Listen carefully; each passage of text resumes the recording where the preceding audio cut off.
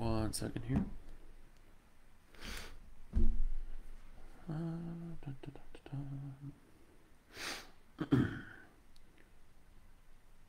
Okay. All right. Hello. Welcome to the Burn Sports Talk Kansas City. I am your host, Alex Blackburn. Got a few things to cover this podcast. Apologies for not being able to get it done on Friday. Unfortunately, I was feeling a little under the weather. Still kind of not feeling great. The Kansas weather is really challenging my sinuses, and it's not that fun. But just a few things just a few things to cover today. We got Chiefs draft scenarios, Royals Fanbase Apathy, as well as Bobby Wood Jr., and some rugby going on this past week. So let's just jump into it. So with the Chiefs and draft scenarios, they got a lot of picks this year. 12 picks is a lot to work with. It's the most we've had, I think, ever. And it's a lot to work with. But basically what we're going to have to do in order to make this a good draft is we're going to have to fill the holes on defense. I think that's our biggest concern right now. I obviously would like a wide receiver as well. But frankly speaking, our defense is where the most glaring holes are, and I think that's what we need to do in order to be good next year, honestly. Because as it stands right now, our defense will not get the job done, and it will rely solely on our offense to actually make the playoffs in a loaded AFC West this year. And if we don't have a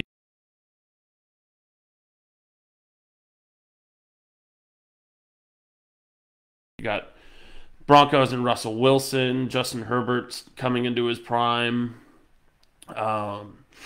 You also have Derek Carr and Devontae Adams back together again from their college days. So it's a tough division that's going to need a stout defense. And as it stands right now, yeah, we've got a couple picks to fill it, but we really haven't done enough to fully be prepared for this draft, in my opinion. I think we should have had a couple more free agency signings that we just didn't have. And it's the Chiefs kind of put themselves in a bind, but we'll see what some Beach Black Magic can do. One of the draft scenarios that I saw was trading up to get Jameson Williams, and I have trouble with that idea. Not because I don't like Jameson Williams. I love Jameson Williams. But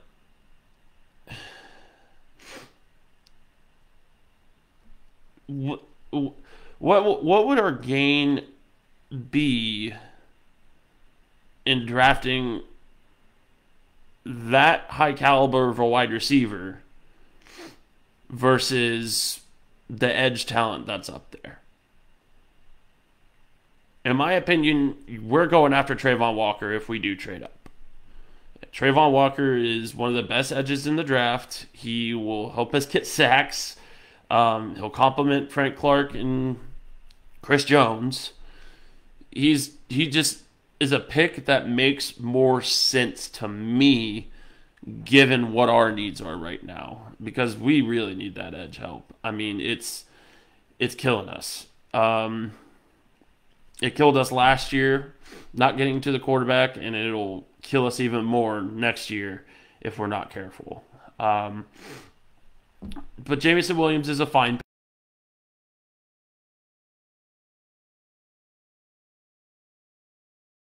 If we don't trade up, If we do keep, that both of those first round picks and then the handful of mid round picks that we have, and just keep the picks that we do have and stay safe, I think that that's also not a good option.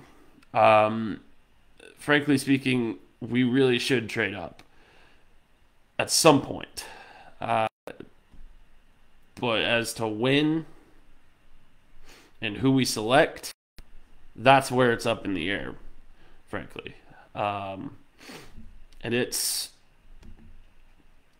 obviously draft time. There's a lot of predictions, a lot of speculations going around.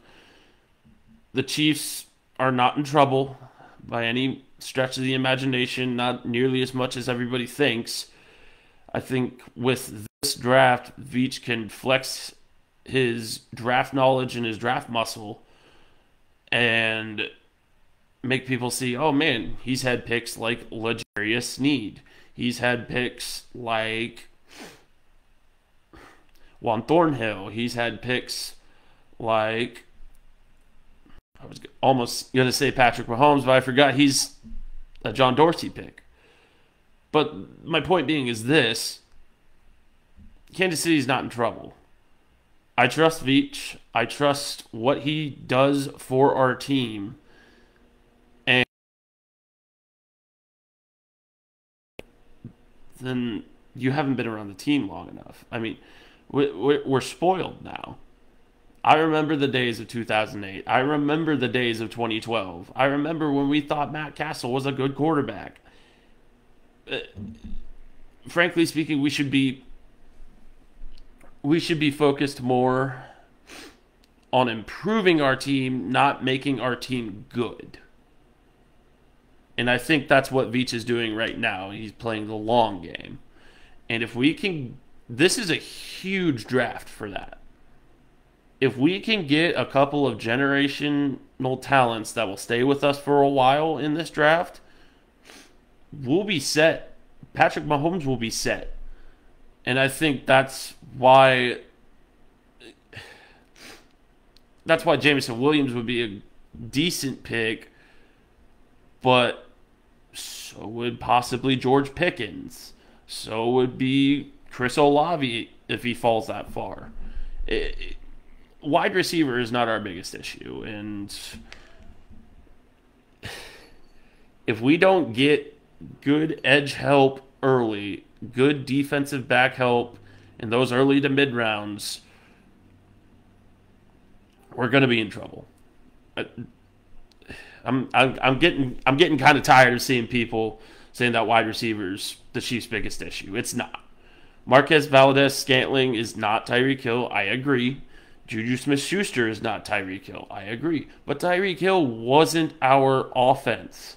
Tyreek Hill is going to be worse off without Patrick Mahomes than Patrick Mahomes will be without Tyreek Hill.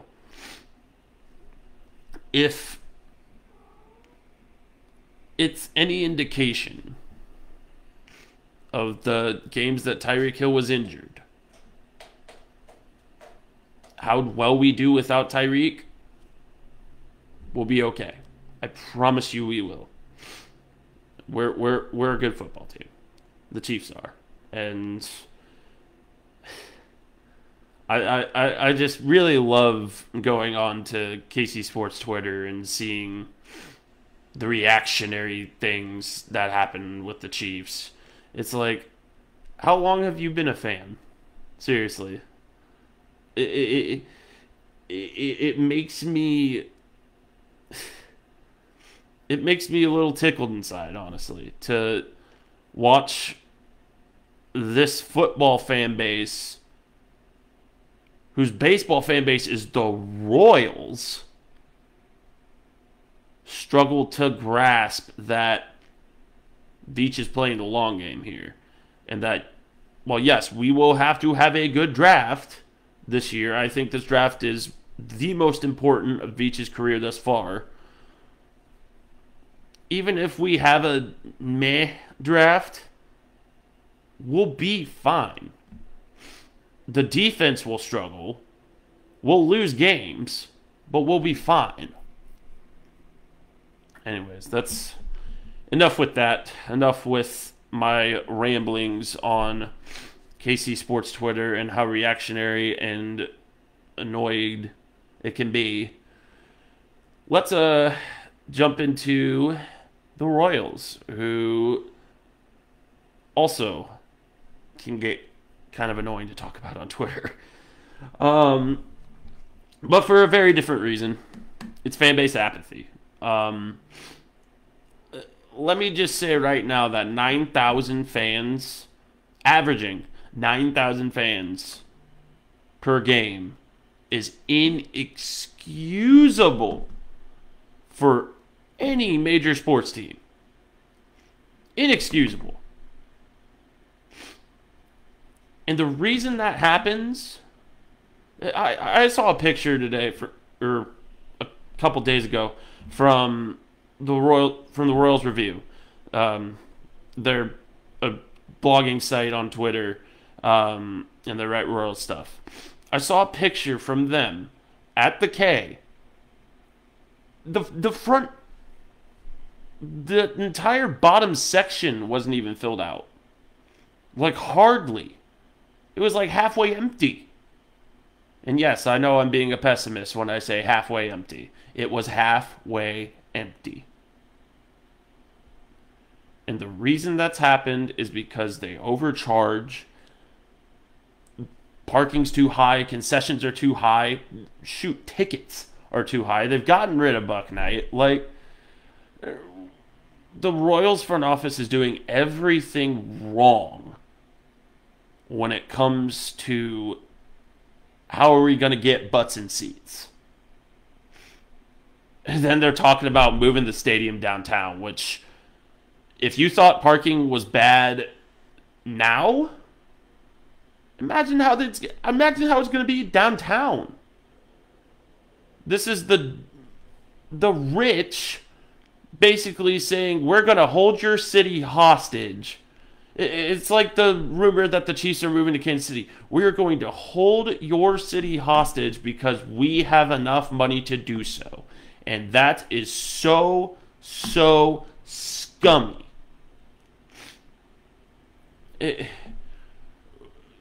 I would love to... in fact, I'm probably going to post a poll after this podcast to see who all can even get Bally Sports. I have YouTube TV and Hulu. I can't watch my favorite baseball team without going to the game, which is it's an option. But I live in Shawnee. Kansas. That drive is an hour to pay for what? $90 for parking. Like, that's insane. I don't know. The big thing that the Royals are doing right now is they're driving away their fans because of the decisions that their front office is making. This is not David Glass's front office anymore. Shoot, I'm not even sure how much control Dayton Moore has. You can use the small market excuse all you want. It's not the root cause of the problem. It's the decisions that are being made that are driving away fans. New ones, old ones, it doesn't matter. If I am only able to watch my team through one medium, and that is going to the game, it's quite obvious that you're going to probably lose my support. I've loved the Royals ever since I was born. I've been going to games since I was like 3 years old. I don't want to go to games anymore. Not because the team's bad, but because The management is awful. It's truly it's mind-boggling to see these people completely fumble what what is constituting the what constitutes the drop in fan support. When it is such an easy solution that is staring them right in the face, and that multiple people, multiple fans have told them what the issue is, and they still do nothing. That's why your organization's struggling, because you're mistreating your fans. Fix it. Anyway, Bobby Witt Jr. Is Bobby Witt Jr. worth the hype so far? I don't want to jump the gun on this question, frankly. Bobby Witt Jr., he's shown flashes, but given how the Kansas City sports fan base is, at least in the moment, we're not letting the Royals be a wait-and-see franchise with Bobby Witt Jr. We're expecting immediate results, and he's been all right. Like, I'm not sure why I'm seeing so many people saying, like, oh, well, is he worth all the hype? Is he going to be the next Bubba Starling? No. Fernando Tatis took, I think it was like 115 at-bats or something like that before he was anywhere close to the level that he is now. Vlad Guerrero Jr. stunk when he first got to the league with the Blue Jays. People are being too judgmental too early with Bobby. My rule has always been give a player at least 100 bats, or give a player at least 100 at-bats before you make a judgment. If you don't give the player 100 at-bats, you haven't seen enough. And even then that's a little low. Because like I said, Fernando Tatis took like 115, 117 at-bats for him to catch fire. Baseball is a game of numbers and a game of stats. Bobby Witt Jr.'s numbers and stats are good. He swings well. He seems like he's got good decision-making skills. And he's a heck of a fielder. I mean, he's the best third baseman that we've had since Moustakas, which obviously wasn't that long ago. But he gives us that third base help. Now, shoot, let's bring Nick Pratto up for the first base help. Because, boy, howdy. Carlos Santana doesn't look that great. Brian O'Hearn isn't a fielder. He's hardly a hitter. So, I don't know. Nick Pratto's another prospect that we better not drive him out of town. I mean, him or Bobby. They're guys that want to be here. They're good baseball players. They just need time to develop, and the fan base is not giving them that. So, I just don't know. I don't know what else to tell you when it comes to letting young players develop in the MLB. It's not like the NFL. They're not going to be immediately good because they have to find their groove, and they have to find they have to figure out the pitching, because every pitcher's different no matter who they face. And same goes for every other player in the MLB. Not all of them are going to be immediately good. In fact, some of the best players weren't immediately good. That's why the minor league system exists.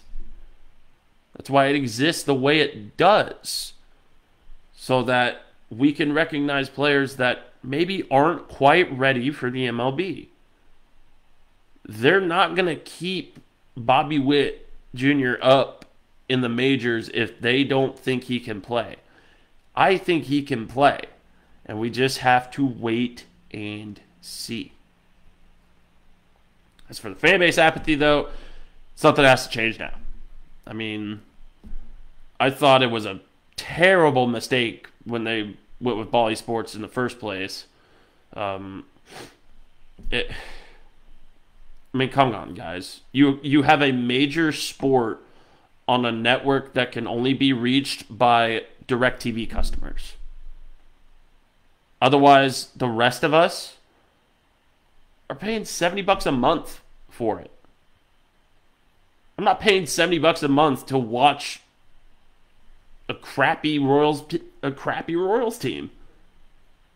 Frankly speaking, and I know they're in development. I know that I've preached the wait and see mantra, but do you really expect me to pay $70 for that product? The product that gets blown away because of terrible pitching and not enough offense? No. Any right-minded person wouldn't expect that. But the Royals front office does for some reason. You seriously expect us to watch when you can't put a good product out onto the field, and the only way to reach to watch the game is to pay $70 a month, or to actually go to the game, which is twice as expensive? Spare me it. Frankly, spare me it. Moving on to rugby, though. KU propelled into the D1 AA National Final. Congrats to the Jayhawks. I'm a proud alum. They looked great when I went to watch them this past weekend. Coach Stewart's got a great program going right now. I think they're right on the cusp of going up a division into D1A. They look good. If you haven't gotten a chance to go out and watch those guys, go out and watch them this next fall, because they'll be in Arlington, Texas for their next game. And I'm excited. I think they play San Diego for the national final. The game that decided who was going to the national final on the other side of the bracket was played today. I haven't seen the results of that yet, but once I get those results, I'll tweet them out and post them. But guys like Chandler Owens, Trevor Lister, Jack Bowersox, all those guys, congrats. You got Reed Parsons, my boy Reed. They looked good. They looked crisp. They looked disciplined, and they look like they could beat anybody. This is a team that's beaten a lot of D1A programs, or a couple, I should say. My apologies. And has played close a lot others. And I can see them moving up. Frankly, they deserve it. It's been fun watching them the past couple games that I've tried to get out to Westwick and watch, and they've got a great fan base. They've got athletes. It makes sense that they will move up. They would move up a division. Just yeah, and it's been exciting stuff, man. It truly has. And then we got Iowa State won the conference in sevens. Won the Heart of America Conference. So they'll be going... let me look through my notes here. Hold on just a moment.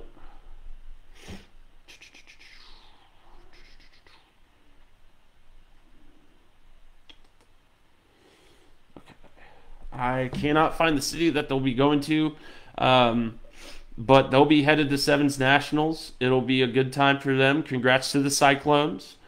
Any Cyclones fans out there, you guys are representing. And there's some big boys on that team. I saw a picture of them, man, and they look big. Corn-fed fellas up there in Iowa. But they beat Nebraska to advance and beat them in the championship. So that's exciting stuff. And then the third and final piece of rugby I wanted to talk about, Blues rugby bested City once again in the Kansas City Derby. The second side beat them 69-0. Yes, get your jokes out now. And the first side beat them 34-25. So it was a good time to watch. I was filming the game. I was providing a little bit of color commentary myself. So you got to have a little guest appearance by the Burn there during that live stream. But also, I was fortunate enough to finally make it out to a Blues game. Other than the KU one, I love my boys. I love my team. So I'm happy to finally get to watch them. Players like Ty Lewis and Afa are all just solid guys, and they've got a lot of good speed, big physique, and they're fluid too. That first half of the second game, the ASAG game, it went down to the wire a little bit. Blues had to work their way back in the second half after being down 22-7. But they ended up winning, and it's been a good spring season so far for the Blues. And I'm excited to see how we'll do next weekend, and once we go to Denver, that'll be a fun time. And then, of course, Summer Sevens. So if you haven't gotten a chance to go out and watch the Blues yet, come out and see us sometime. We're a good time. $5 for entry, but you get beer, you get food, and you get to watch big dudes hit each other all day. I couldn't, as someone who's a sports fan and a rugby fan, couldn't ask for much more.